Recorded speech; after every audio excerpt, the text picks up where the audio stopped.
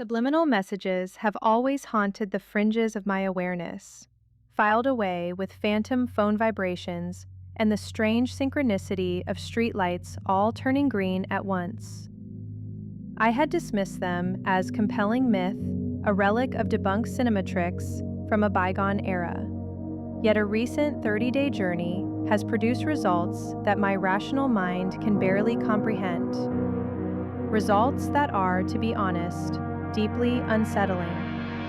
For 1 month, I submerged myself in soundscapes layered with hidden commands, a deliberate attempt to rewrite my subconscious mind for success. I charted the entire voyage, and the destination was a place I never expected. So what is the true nature of a subliminal message? Picture a whisper beneath the noise of the world, a signal delivered just below the threshold of your hearing and your sight. The theory is that the hidden messages slip past your inner critic, that vigilant guardian of your conscious mind, to speak directly with your subconscious, the silent, immense operating system believed to pilot 95% of your life. Research veiled in ambiguity suggests that any measurable effects are faint and fleeting. Subliminals can gently nudge our choices, but with a profound condition. They work best when fanning the flames of a desire that already exists. A secret suggestion for a drink has more power if you are already thirsty. There is no hard proof they can fundamentally reshape your life or body. It was this very enigma that called to me, compelling me to conduct my own experiment. My reason was, I was trapped in a state of stillness so deep it felt geological.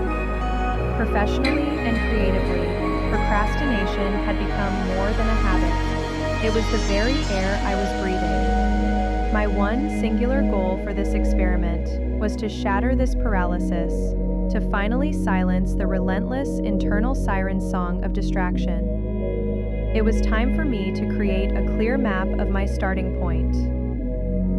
I tracked my creative output for the 30 days before the experiment began. In that month, I managed to produce 1 single, finished script.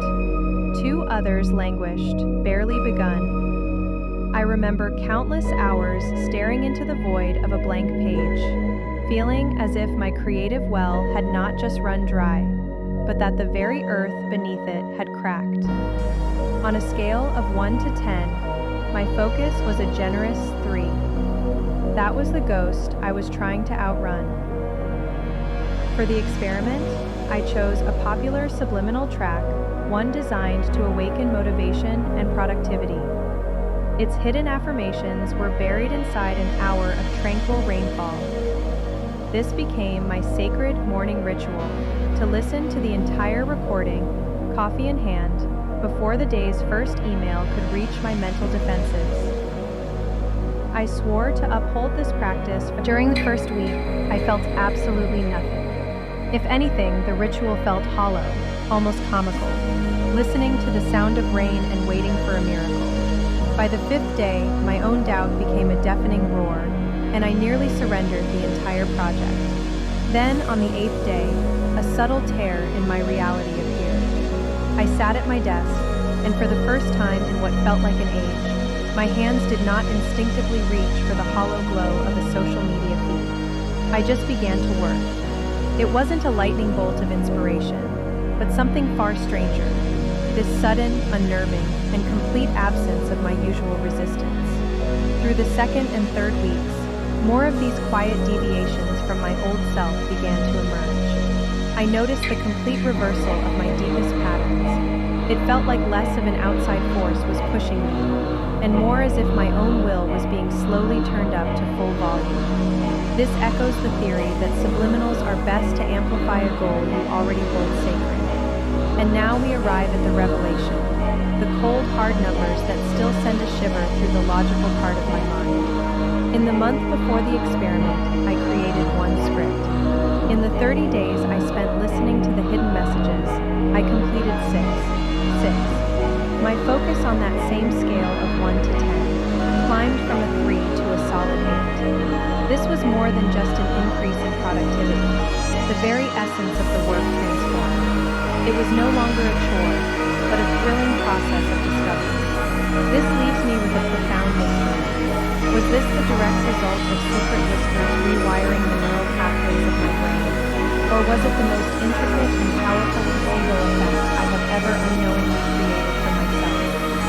Research confirms that when we truly believe an intervention will work, it often does, even if it is a sugar pill. I cannot ignore that possibility. The daily ritual itself, the simple devoted act of showing up, may have been the true magic. Ultimately, I'm left with this truth. I cannot say with absolute certainty that the subliminal commands were the sole cause, but the alchemy of the audio, combined with a focused daily intention, proved to be undeniably potent. It felt as if I was commanding my own mind in a way I never knew was possible. Perhaps an even deeper magic is inward. For those of you tempted to begin a similar voyage, my advice is to start with a precise intention and a vow of consistency. Do not listen for an instant miracle. Instead, listen for the quiet shifts, the subtle whispers that arise from the edge of your own awareness. And so, I turn the final question to you. Have you ever dared to whisper a message to your own subconscious? And if you did it whisper back? The space below is open, and I am truly curious to hear what you have found in the silence. If you benefit from the knowledge I am sharing, you can say thank you via gift via PayPal.